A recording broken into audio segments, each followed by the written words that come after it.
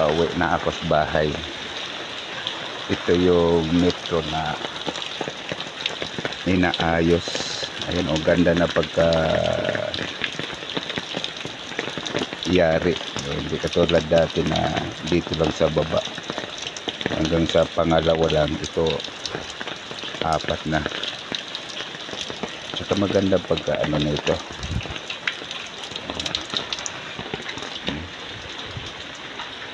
Ito yung metro namin pangatlo.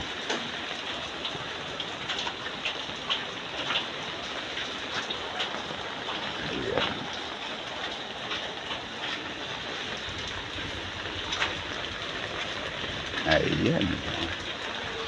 Ganda tingnan yung metrohan.